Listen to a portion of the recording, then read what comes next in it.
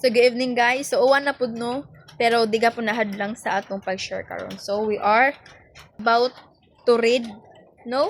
Day 9 na ta. Day 9 of reading the 100 Life Changing Quotes Devotional. This one. So, gaingon diri no nga, you are never too old to set another goal or to dream a new dream by C.S. Lewis.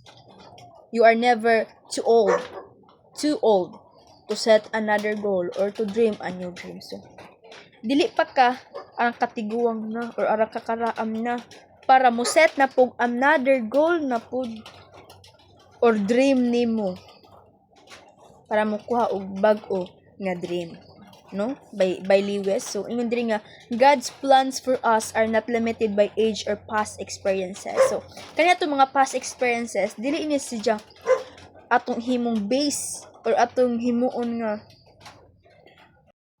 babag sa ato nga mga bag-o nga mga plans, no, or bag-o nga mga experiences, but at ang kaning past mo to himuon nga learnings para mobuhat inani nga bag-o nga goal, no. Yung diri nga God's plans for us are not limited. Yes, tinuod jud way pili ang Ginoo, matiguang ka man or batan-on or bata.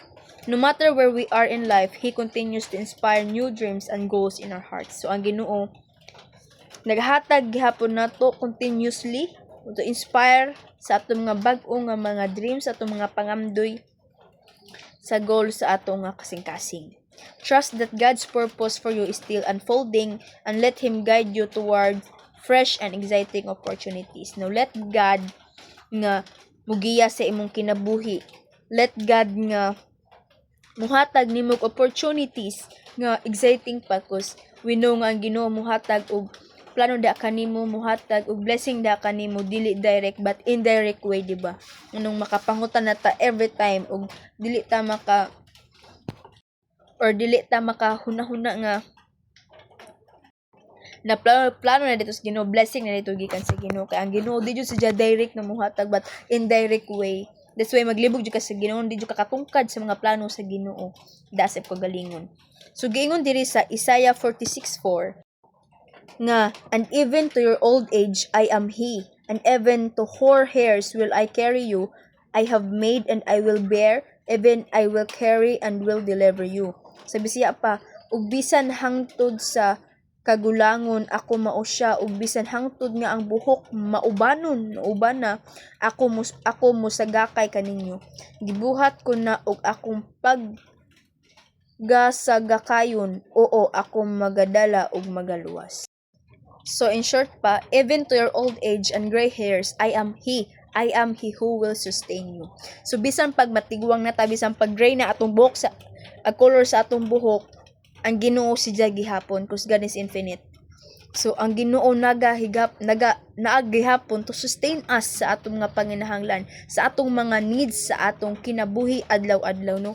Ang Ginoo di jud siya magbag-o. Kita ra gid matiguang, ma-deads and magbag-o, di ba? That's why we are blessed.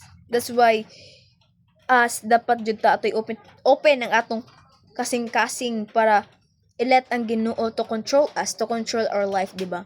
Then para pud sa atong self-growth, let God guide us sa atong paglakaw every day, every second sa atong paginhawa, di ba?